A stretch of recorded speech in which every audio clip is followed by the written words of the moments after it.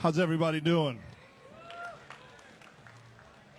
I thought I'd do it a little different this year and not bring so many people out with me and make it a more intimate, more real, so you can ask me any question and I will respond accordingly in detail.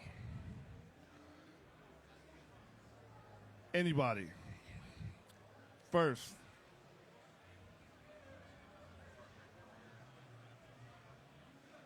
What is the most difficult part of my career?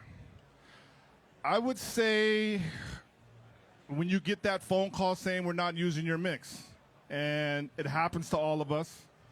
I don't care who you are. If you've been doing this long enough, there will be someone who runs into your mix and doesn't feel that it's the best mix that they would like. And what I've taught myself is as long as I do my best and give everything that I got and leave nothing on the table, there's nothing that can tell me that doesn't make me feel that this is not the best mix for them. You know, a lot of people will do a mix, and I tell my clients all the time, I'm not mixing for you, per se. I'm mixing for the world. Now, your ear might be your ear, and you might think it's the greatest ear in the world, but I've been doing this for going on 15 years now, and when I mix a record, I'm always looking to who the audience is and to make the mix fit the audience rather than to fix, you know, the said individual who might have notes. Now, it's their song, so they got to get what they want, but I always go into a mix where I'm feeling to myself that I gave it everything I had, and I take it personal when it doesn't do good.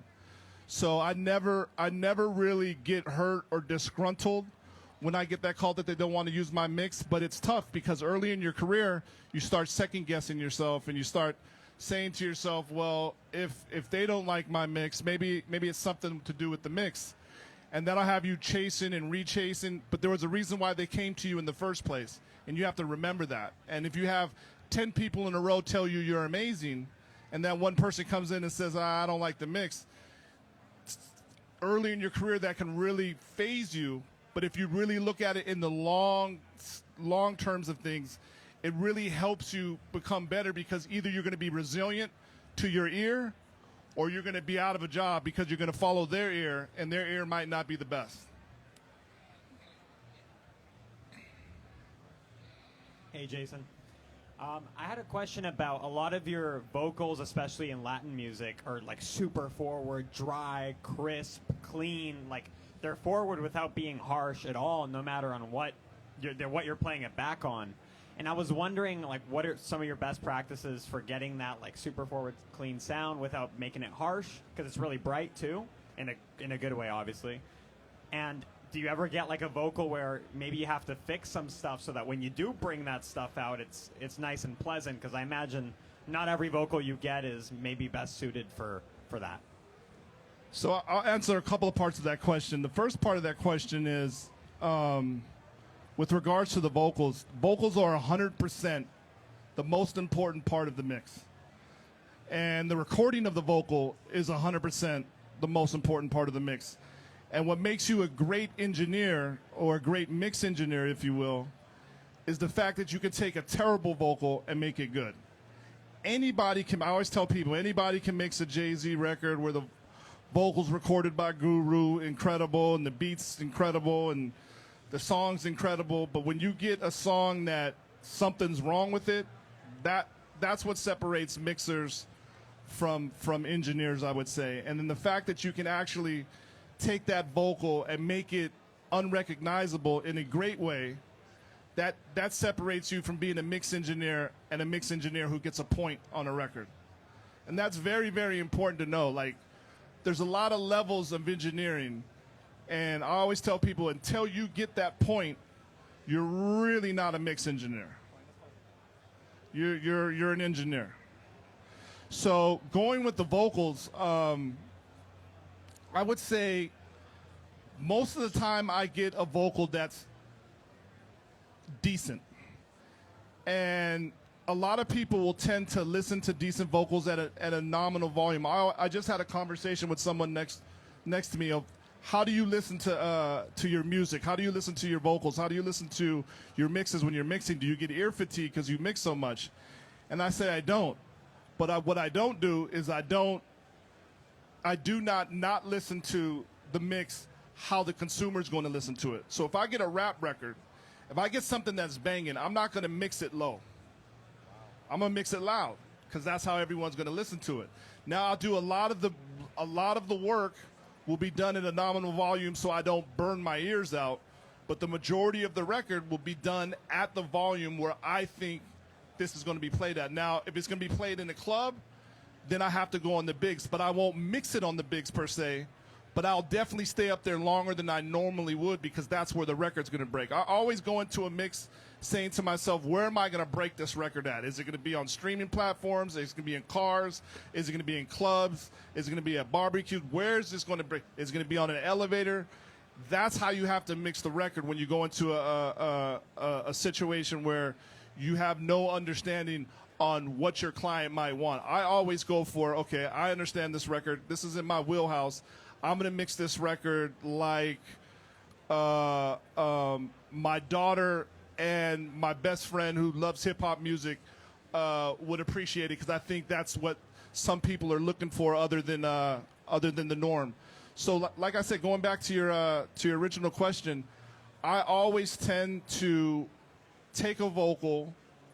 I make sure that that's the first thing that I hear first. I don't want to hear reverb. I don't want to hear a slap. I don't want to hear delay. I want to hear the vocal dead in my face because I want the most aggressive. It is dependent upon the record, but most Latin music, you're having aggressive, very, very percussive, very, very exciting type of music. So I wanted to make sure that the vocal stays here, and I do this a lot with my rap vocals. And then all the stuff that makes it palatable or makes it easy to listen to comes with the effects that come after the dry vocal. So once the dry vocal hits, I might have a slap that comes in 30 milliseconds later. Then I might have another reverb that comes in another 60 milliseconds later. And I'll layer it and layer it and layer it until it feels good, but yet you still have that first initial dry vocal hitting you in your face. You're like, yo, how does it feel like it's right there? Because that's the first thing your ear's hearing. And then all the effects behind it now places you in what size room?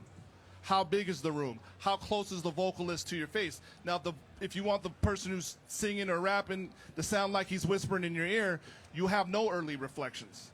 And the amount of early reflections that you add gives you the space that you need from front to back. And then you can really start thinking about, oh, wow, now I can have the person, instead of being annoying and panning left and right, I can have this person walking back and forth with early reflections.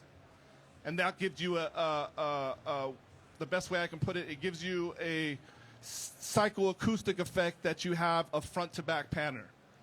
Early reflections are really, really big with my vocals. Thank you so much. Of course. The back with the hat. How's it going? I use the guard particle, and in the middle knob, I see that you boost the mid-range. Can you tell us why did you choose those frequencies, and like what's the significance of those frequencies?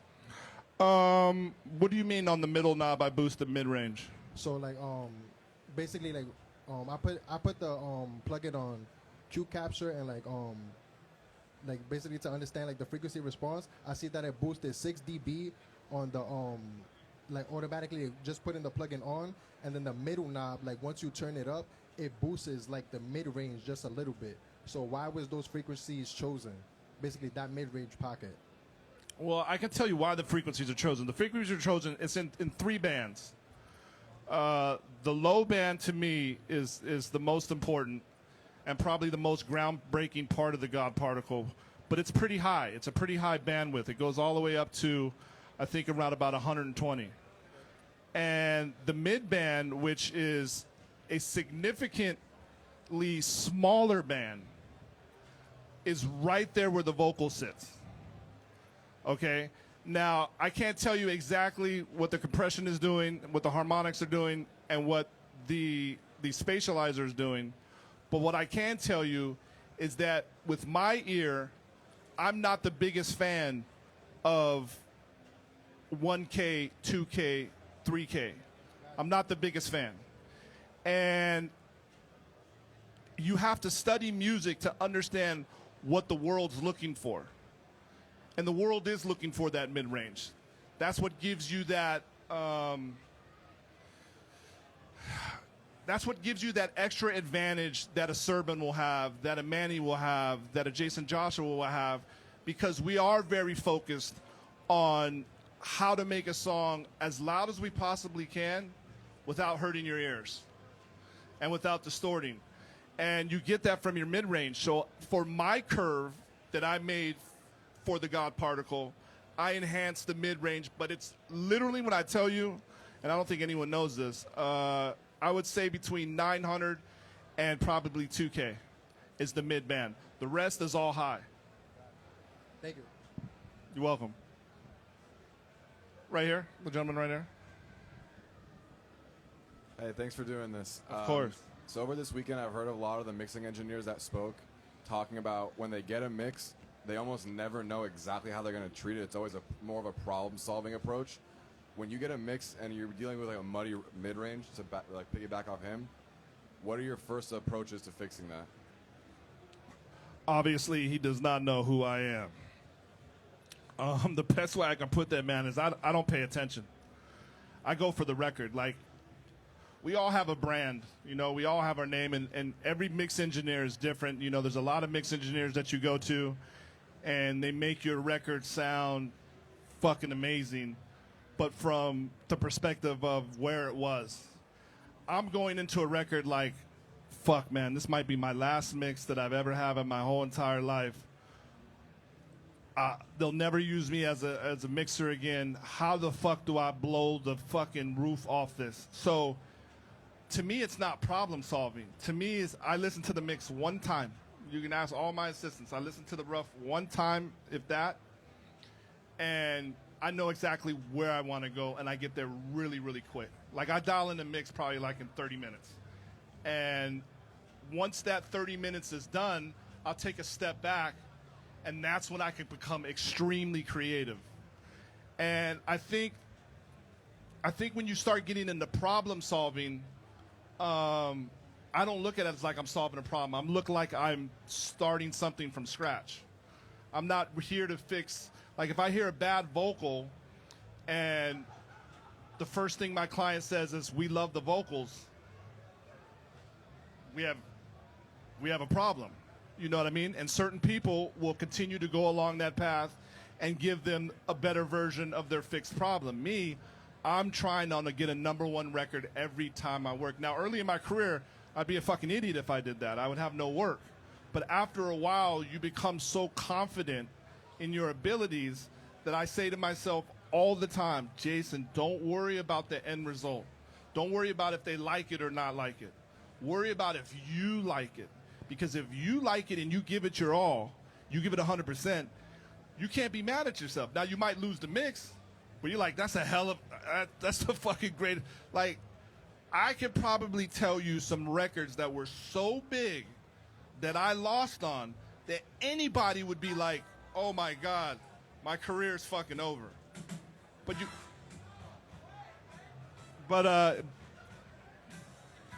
Nice.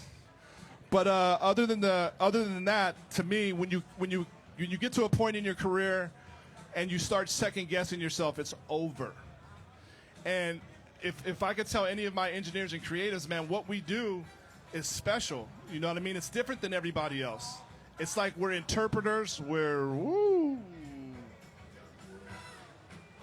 Anyway, we got to keep moving on. Any other questions? My man right here. Hey, thank you very much. Appreciate it. You be next. Real quick question, 2 questions. One, how often do you take breaks? Going back to the kind of the ear fatigue thing, and then the second thing is there was a post you made maybe probably like a year or 2 ago where I think you had gone to Atlanta, and I guess when you mixed it, the people were saying something about it was too clean and needed to be more like grimy. What did you do different, and what did you learn from that? Change your DAWs. Change the computer. Change your clock. You got to understand. What I always tell people, and that's a great question. People will come into my room and they'll hear the record. I just had my fanboy moment. I'm working on an album with Eric Sermon, who has a lost Tupac and Biggie verse. Yeah, I'm the one that fucking broke it first. I'm telling everybody. A lost Tupac and Biggie verse, and he's coming out with a record. And I'm sitting here working on it, and he looks at me and goes, "It already sounds good. Like, what'd you do?" Now, I'm totally in the box. So I'm not running it through a board. I'm not running it through a system. I'm running it through strictly the God particle and what I have underneath the God particle. But when he heard it, he was like, "Dog, it already almost sounds finished." And I'm like, "Sort of, kind of." But then you get the other half where when people hear it, they're like, "Oh, it sounds different. It doesn't sound like the original." Take all that shit off. And then you're like, "Oh, my God." So with me, I always tend to, like, I'll just be upfront. I probably do, like, if I really want to work hard that day, I'll probably do 4 records in a day. If I don't want to work hard, which I've been chilling and concentrating on my software, 2 records a day. The way my system goes is I'll put a record up, I'll get it to an amazing place in an hour. I'll get up and I'll call my assistant engineers to print vocal effects for it.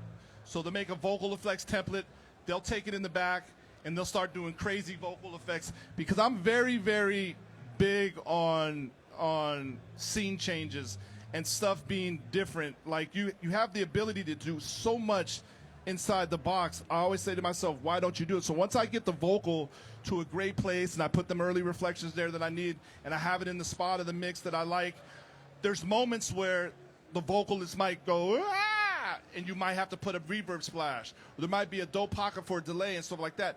I give that energy to my assistant, and then I go right back to the next mix. So when I start on the next one, now I'm taking a break from this mix. Spend another hour or 2 in the next mix. That's why I always tell my, early in my career, when I first started, I had a homeboy, and we were both mixing records, and I would tell him, I would say, "I'm going to set your stuff up, and you're going to set my stuff up. So you don't have to waste that part of your brain on setting up your stuff, because that'll kill you. Like, you'll set some up and clean a record up and just get it to a place where you can start the mix, and you already hate the fucking record." So going back to your point, I think rest is very important. I think balance is important. I think my mixes and my life became better once I started taking weekends off. But ear fatigue to me really doesn't exist because I'm luckily and fortunate enough to do records that I like. But more importantly, I got a system where I always say we will be smarter than you. And my team and the team that I have around me, like, people will be like, "Man, you let them do your effects, you let them do this." Well, I see it at the end, but they're in there like it's their life's on the line. Like, they get to hear a delay on the radio. I remember when I used to do it for Dave, and I would hear a delay on the radio and be like, "Oh, but that's my fucking delay." I don't have that passion anymore. These motherfuckers do. I have the passion to mix the shit out your shit, but if I get a 30 minutes to an hour break while they're doing that stuff and I'm working on another mix, it's more money for all of us. Okay. Oh, wait, hold on. Right here. How you doing, man? Very good, man. Cool. So, correct me if I'm wrong, but the God particle is your take on what you would get from your outboard gear, right? It was what I got from my outboard gear and I think everyone knows this, the isotope ozone 4 that came back into the box that I would print to. Even though I was on the board, I wasn't like the Dre's and the Mannies and the Serb when they were on the board. Automatic on the 2-track bus. Something was on the hardware insert EQ wise. Same with Dave Pensato. Even though Dave Pensato never used stereo bus compression. Really? But I had nothing but the isotope 4. So the main thing I would do, even earlier in my career, was the console was a big summing bus. Earlier in my career, I would try to find a secret holy grail that I could put on the two bus. Nothing ever worked. Then the isotope ozone 4 came in and changed my life. It took me about a year and a half to perfect that, and once I did, basically the God particle is my entire analog chain going into the SSL 9000, into the Lavery Gold, back into Pro Tools, back into the Ozone 4, and fixing everything that I wanted to fix. Because that's what a lot of people don't understand with these plugins now, and I think the reason why the God particle did so good is we're not making plugins for the past. Like, they're literally making plugins for gear that's 70 years old. And when you really talk to these developers, you'll understand with these zeros and ones, they can do anything. They can take your favorite piece of gear and just outboard gear and just put a mix knob on it. I know we all have had that favorite piece of outboard gear. Like, damn, I wish it just had a mix knob. You can do, or change the attack time, or change the release. You can do absolutely anything. So that was the focus on the God particle, was to take my whole entire chain inside and outside the box and fix all the problems and get it to a place where my ear was hearing that I couldn't reproduce on analog gear. Thank you, man. Of course. Second half, if you can yeah. get into it real quick. Of course. Without spoiling anything, I know you mentioned an update coming later this year. Can you get into what that'll have? Is there going to be other engineers? I mean, yeah, I think the main thing will be the other engineers having their curve put into the God particle. And I got so excited one meeting, I was like, well, why are we narrowing it down to engineers where we can actually narrow it down to producers? Because, you know, a lot of producers that I work with don't come to the mix. But there's some heavy-handed cats that really know and want their sound to be a certain way. So they'll be a big part of the mix. And they have their own bandwidth. Like, if you see a record that I mixed with Dr. Koo over in South Korea on BTS, that curve will be completely different than the curve that I'll have on Mike Will. So that's some of the things that we're going to put in there as well. So Mike Will have a curve. You know, obviously my heart, Dave Pensado, will have a curve. All my other friends will have a curve. There's so many dope mixing engineers that are now using it that will also be on there. I know I'm going to be doing a sit down with my brother Fabian. He's a user, Michael Brower. So yeah, it was my attempt to put everything under the hood and then think of areas of what some of these outboard pieces of gear, the soft clipper in the Lavery, the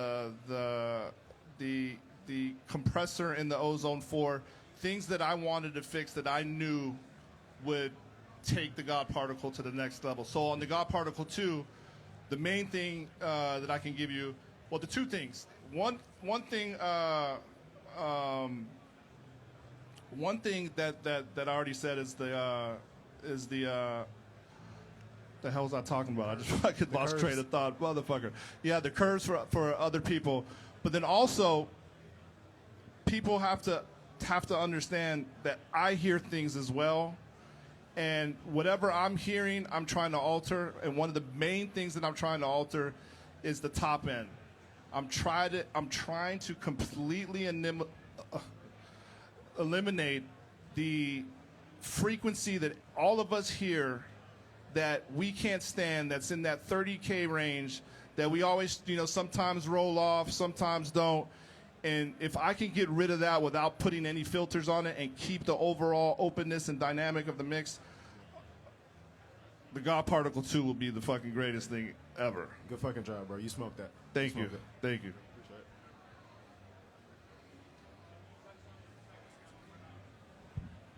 Value your solitude when you do mixes, or is it? Oh, thanks. That's okay.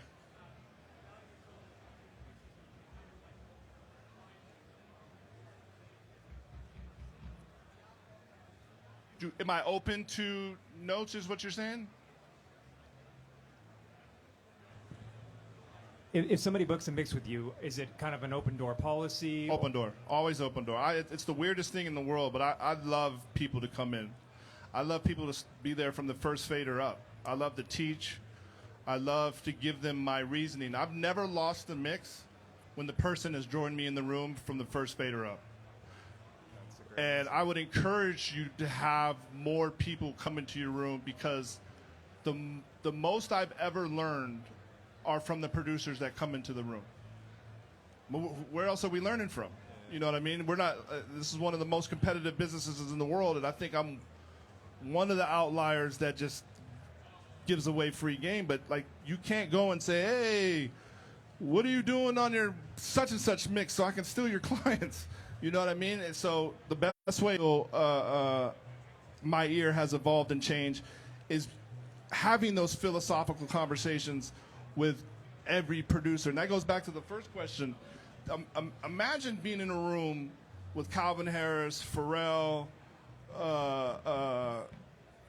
you name it, and having all these philosophical conversations about their specific records. And then you go in with DJ No One, and you're like, hey, listen, I listened to your record, and with all this information that I've gotten from these unbelievable geniuses, I want to take that information and help you make this record to be the best record that could possibly be. That conversation when they're in the room goes great. That conversation when they're not in the room and they hear the mix after they've been listening to that rough for fucking 800 years, that ain't a good conversation. So the longer you get into this career, the more you realize, how do I make a mix?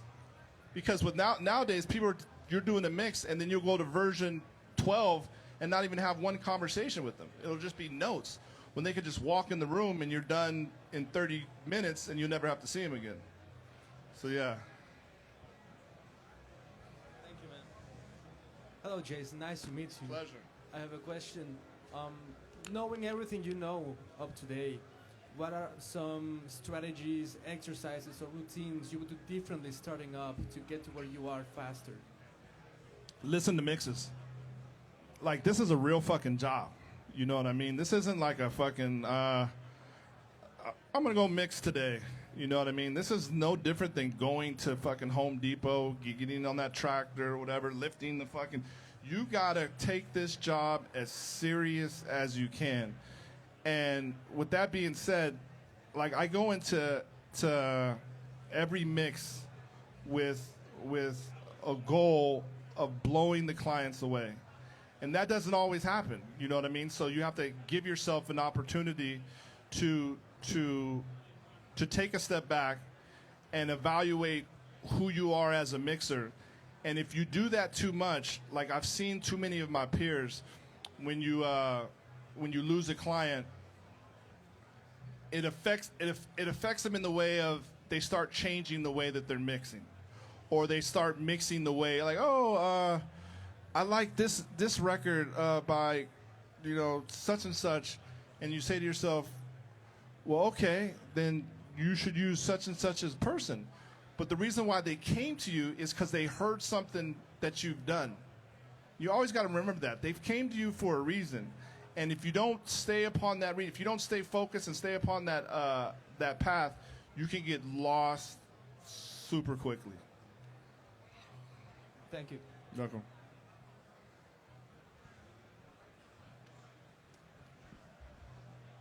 My question is, like, before you became who you are, how did you get your confidence up as an engineer?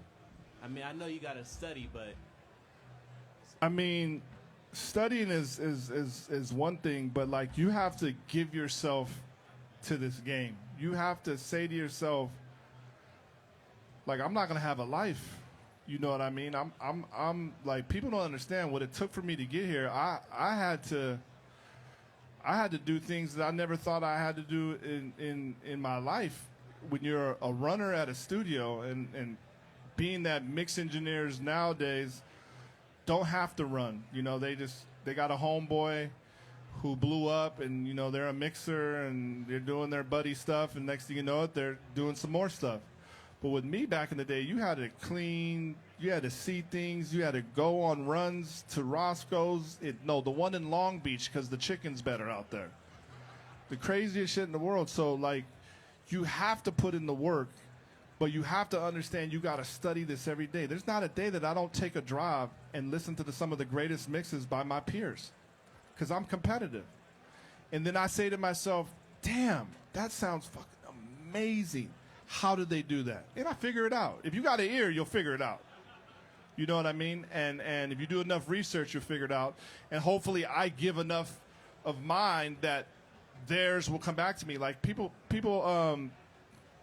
from my seminars that go to the seminars that I do, I learn more for them than they learn from me. Like, I'm like, there's not one person in here right now that I won't give my phone number to. Everybody gets one phone call. And I always say, if you're fucking questioning or your phone calls, you're getting blocked.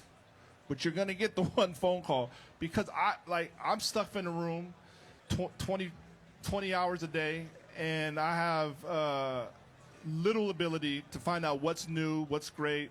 So if I can get that information from anybody, that's what I'm trying to do.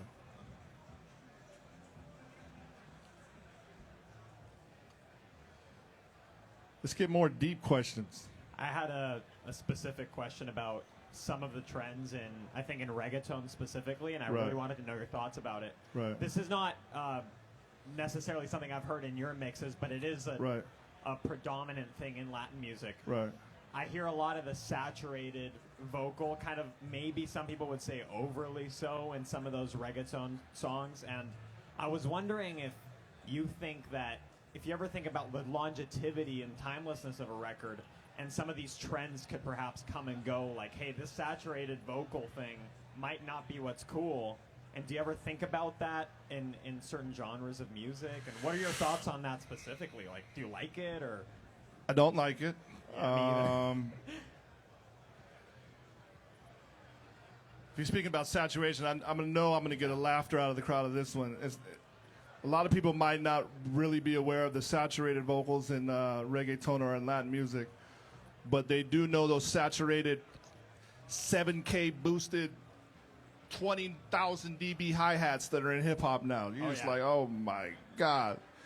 And they're here to stay. You know what I mean? And you have to understand, that's why I try to tell people, like, this is a job. Like, you'll hear something like those saturated, and you're like, I don't like it. But what happens when 90% of them like it and you're in the 10%? That's what you got to find out. Now, with that, I don't think it's in the 90%. I think it goes back to pretty much, or I can say this because they tell them themselves, Latin music is the cheapest motherfucker on planet Earth. They don't want to pay shit. They don't pay shit. And that's why they're rich. That's why Bad Bunny's running circles. And they own all their own stuff, but they pay their guy. And when I mean it's their guy, it's their guy. Some people have really good guys, some people don't. But if you ever mix the vocal and you take a limiter and you just take it all the way down so it doesn't move, or the MV2, and you just have this saturated, unmovable Black Cat, I don't know what you're using, black box, decapitator vocal, and after a while, all it takes is one of them to hit, then everybody wants that vocal. And everybody wants that sound.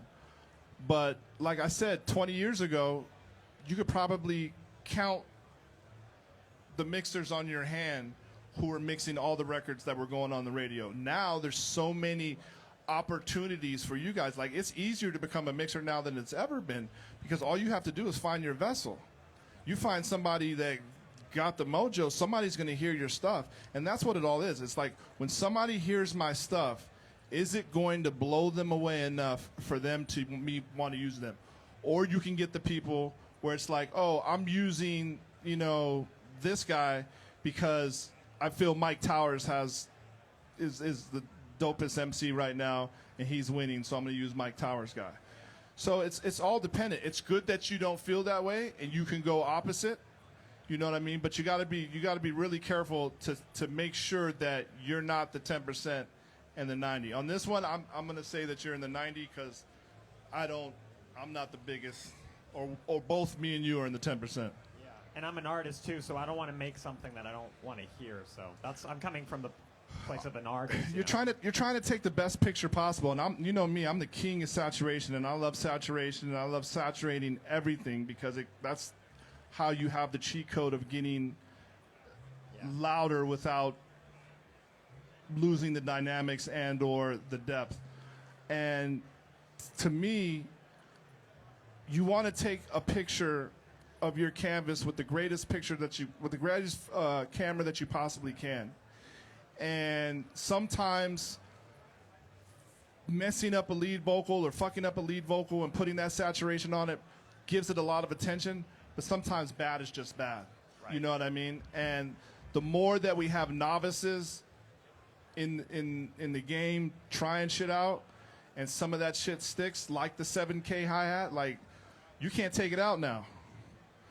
Yeah. You cannot take, boy, I tried to take that out so many times, it was like, what the fuck are you doing?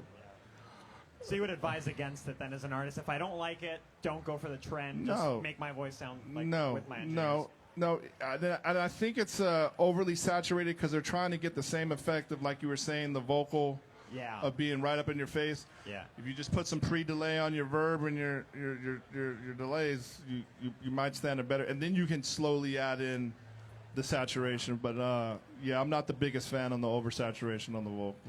I really appreciate it, Jaycen. Of course. It means a lot. Of course. Thank you. Of course. The back. When you get a session, are you ever working from what you get, or are you starting all from zero and doing your own thing to it? No, I'm not a person who's like send it to me from zero. I'm gonna come up with my whole brand new idea. I respect the rough a lot, unless it doesn't sound sonically good. I'm not here to critique the format. I'm not here to tell you to rewrite the lyrics. What I am here to say is if you don't have enough sub and that high end from that vocal streaking my ear out, sometimes you don't have to turn down the vocal. Sometimes you just add a little warmth in the track or in the bass, and you'll have it. So I think the best thing for me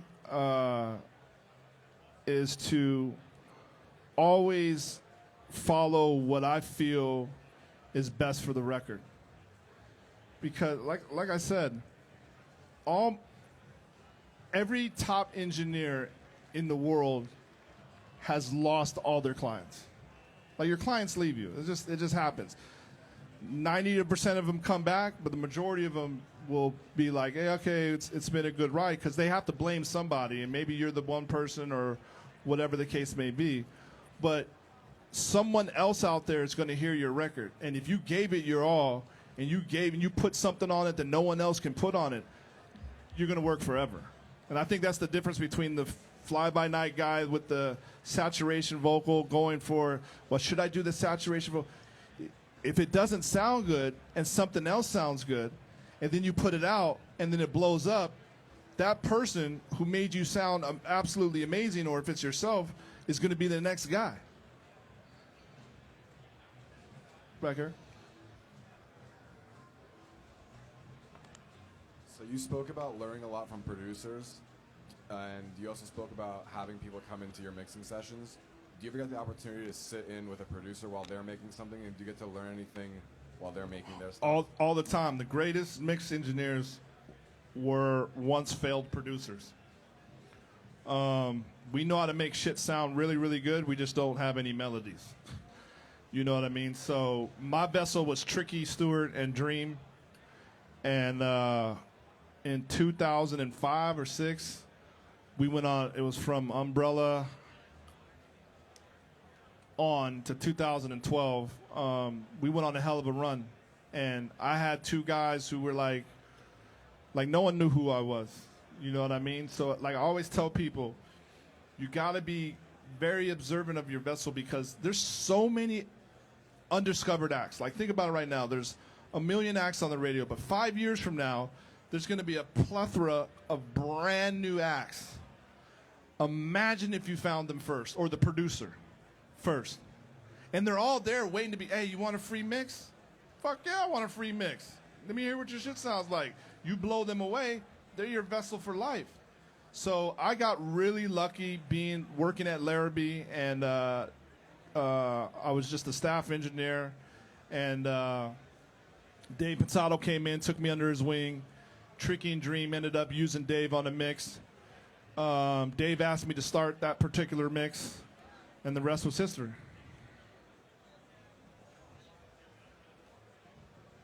Right here. Hi, how did you meet some of your assistants, and how big of a role do they play in what you do, as far as mixing and just everything else, like day to day? Well, my head engineer is now my chief mix engineer, so he's in charge of the whole assembly line, and that's good old Mike Seberg. And I have never once chosen an assistant. All my assistants were chosen by my other assistants because they know what I want. They know what I need. They know what I've done for them, being like, you know, you've been rocking with me for 2 years. You're making money now. I'm putting you in with this producer, that producer. I expect you, once you leave me, to leave me with somebody that's going to. So I rely heavy on my assistants with regards to that. Now, with regards to my mixes, I don't trust nobody but my ear. You know what I mean? I'll let you do the fucking delays and the effects, but I only trust my ears. However, I have clients that come to me all the time that have $3.50. And when they have $3.50, I let them know, like, my guys are here. They learn from the best. They're damn near as good as me. And I'll give you my word that I'll go over it once it's done. So then they get a lot of work like that. And they always just get a lot of work because people hit them up on the side like, hey, you know, let me get that Jaycen Joshua mix for $1,500.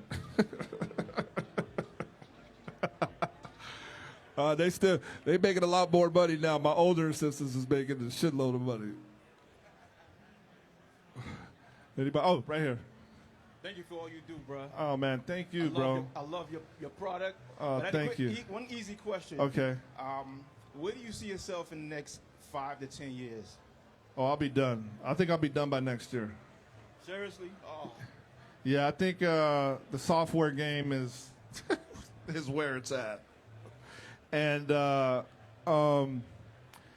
think I can do more in software and in teaching than I could ever do as a mix engineer. And to go into teaching when you're on top, like, you know, everybody's been to a school, and you know, you go there, and all the teachers that are in there, they don't want to be there. They want to be out mixing like the rest of us, you know, doing their stuff. And I just feel like right now in today's market, we're losing the art of mixing. And I want to fight as hard as I fucking can to teach as many kids that I can that what we do is magical. You know what I mean? Like, if we did not exist, shit would sound terrible. We've all been there where you're listening to it and you're just like, this is just terrible. And that's what music would sound like without us. So imagine if you were treated as a peer to the producer, as a peer to the artist, as a peer just to everybody.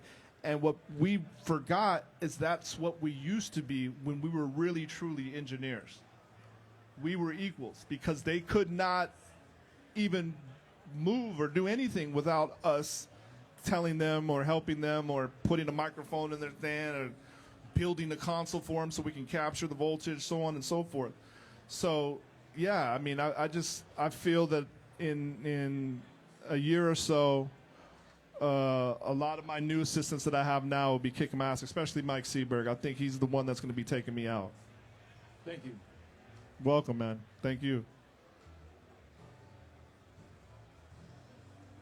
Jaycen, thank you so much for being here. Of with course. us. We all learn a lot just talking to you, so thank you so much for that. Of course, bro.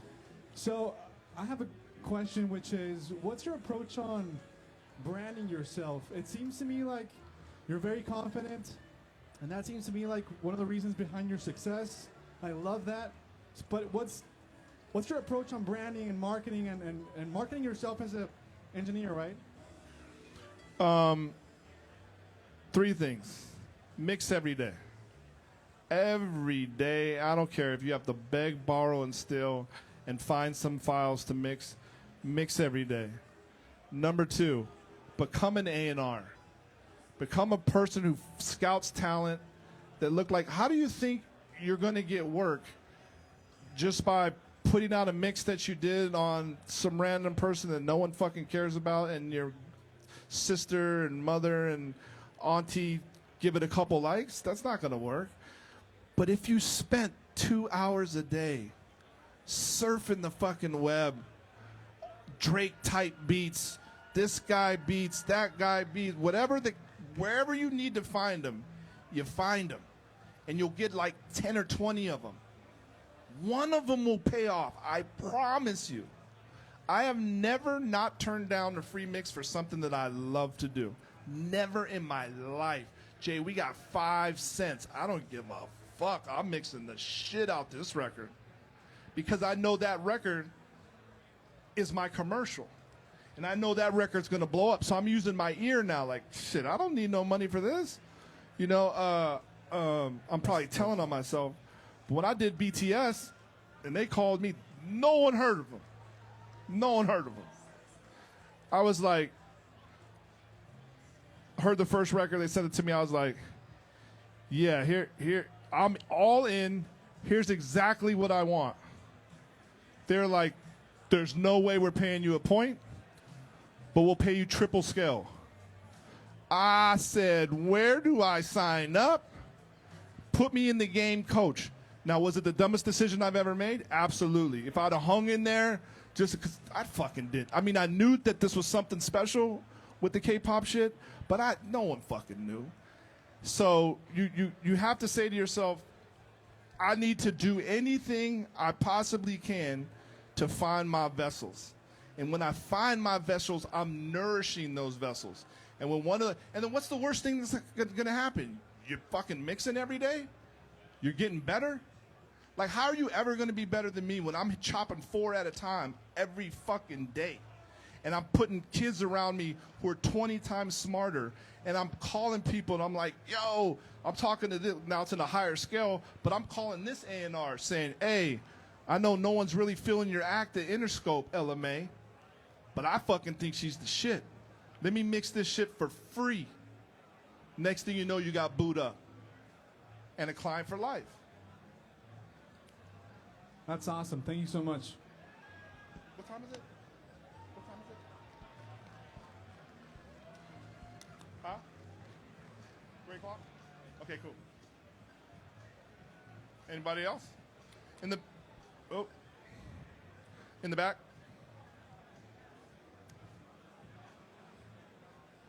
Hi, Jaycen. Thank you so much. Of course. So, I'm a music producer and an engineer as well, and I work with a lot of clients who come to me to either get the song mixed, or they also like to get the song to a new level where it's not quite there, and they do also have a very strong opinion of how it should be, whether it's like the rough or it needs to be that step higher. Now, I also have a strong opinion of where I feel it should be as well, and it's kind of like a game between where do you start, your opinion, and how you let them choose as well.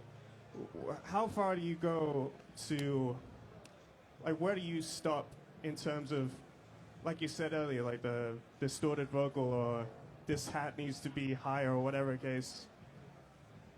Where do you stop? Maybe I'm not explaining that very well. No, it's. I think it's the question that every mix engineer goes through. There's not a mix engineer here now that hasn't had a mix to do, and then the client gives them notes, and those notes are atrocious. You're like, wait, what? Like, I've been in rooms where I've gone back and forth with French Montana with his rough, and I'm like, bro, you might be the highest motherfucker on planet Earth, because this shit sounds like fucking trash. Like, I don't hold any punches now because these people are my friends. So I always tell them, I could easily give you the rough. You know how I can only imagine where I would be if I just shut the fuck up and gave everybody their rough. But if you consider these clients, like if you're a doctor, right? And somebody comes to you and says, "Hey, doc, I'm feeling a little chest pain. Hey, rub some pickle juice on it." That's what my grandma said. You're going to be like, "Are you out of your fucking mind? Rub some pickle juice on it." I'm not going to listen to you.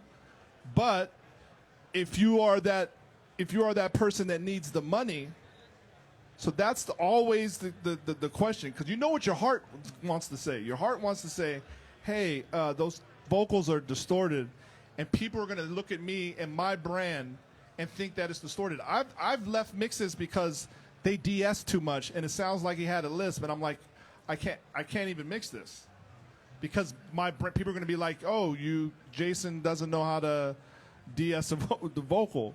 So it's dependent upon you. It's where your heart feels. And I'll tell you just a quick trick that you can give them. Never compare apples to apples. So never take the rough and they're like, "See, listen to my rough," and it'll drive you crazy. Take a record that you really think is well mixed, that you did, and then play that versus the record. And they'll be like, "Wait, why does this one sound so much lighter, so much this, so much that?"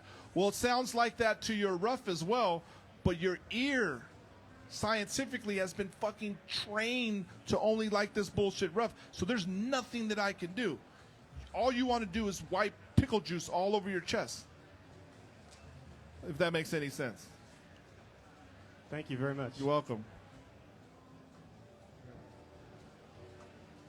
We're going to go 2 more questions after him, and then thank you guys so much.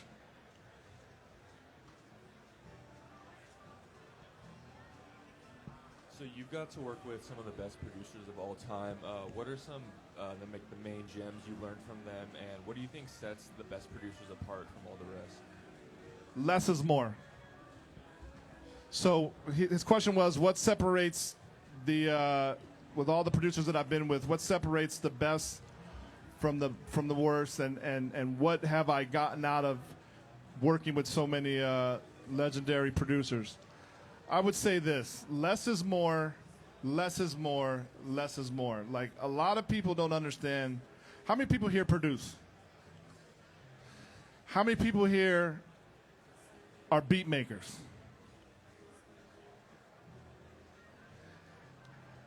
That's the biggest difference between, how do I put this? A lot of people say they produce records, but they don't. They're actually beat makers.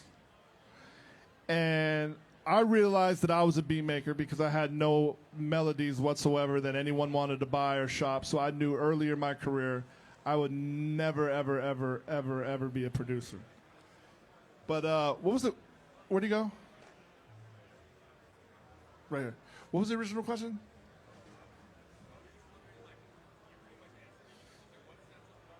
Okay, there you go. So less is more. So when it comes to certain producers, they'll come in and they'll give a record 1,000 different melodies. They'll give them 1,000 different melodies and then leave no room for the vocalist. You're like, well, the main part of the song is the vocal. Or then you'll go in with certain producers and it'll be very minimal. Like, if you really study some of the greats, you'll listen to it. Like Stargate was just up here. They put a nice Rhodes 400 to 500 milky, just warm Rhodes, kick, snare, maybe a melody lead line that has everyone going crazy, and that'll be it. And then all of a sudden, here comes the vocals, which is the whole song, and it just carries it the whole way. If you listen to and I'll just stay into in the urban field, but if you even not an urban field, if you listen to Max Martin, it's very, very simple. If you really, really look at it, and I always tell people the way I mix is I try to find the hit part of the song, the melody, and then I take everything else out. And then I'll mix only that hit part of the melody with the vocals, with the beat. And then once that's done, once I got the hit done, that's when I add in the extra instruments around it. 2 more. Hey Jason, where do you think the mixing industry is going, given like AI? It's over, bro. Yeah. It's listen. You guys are the last of the Mohicans. I'm not saying anyone's losing mixes to AI, but what I will say is the art of mixing has been taken away just because how fast they need these mixes to be turned out. And I truly feel the super mixer, meaning like the guys, you know, the top guys, it's going to be very rare in 10 years to know who that guy is. I think there'll be a whole bunch of really good guys. But like I said, there's so many acts that are coming up so quick, and everyone's looking for that vessel or has their friend, or you know how it is. Oh, I've been recording with my guy for 20 years. He's the best. Like, bro, he's not the best. He's the best in San Fernando. That was hilarious. No one got the San Fernando joke. No one here from San Fernando? Pacoima? There we go. My man. All right, last question. Right there. Oh, I'll get you. One more back in the back. No. Oh. Sorry, bro. Just question on love the Ari Lennox album. Thank you. Just what did you do to? Because she has kind of like a kind of thing going on. That's I guess like maybe. Don't you say that? Don't you say? You know vocalists hate when you go like, hey, you gotta. But it's like that. I guess like kind of 3K, 4K thing. Like, how did you control that? So you still felt it, but it wasn't like annoying, hurting your ear. Well, I got lucky on that one. Twofold. Elite, her producer, her main producer, called me before she started even working on the album, and I've been getting a lot of calls like this lately, and asked me what mic she should cut on. And I told her U47 tube because it's big diaphragm, and when you're a screamer, I said whatever you do, not a C800. Just please, not a C800, because when you do have the E, that C800 is deadly. So that was one of the reasons. The second one is we did everything like a jazz album on that one. I think if you listen to that one, I would actually encourage everyone to listen to that one because it's completely different than the way I usually attack records. But I think we were like cruising at like minus 14 or 13 LUFS. Like that's like 7 dB lower than I'm normally at. So yeah, that was another way of curtailing it, because no matter how loud it got, it didn't get piercing on the ear. All right, that's about it. Thank you guys for having me. I appreciate it. Thank you.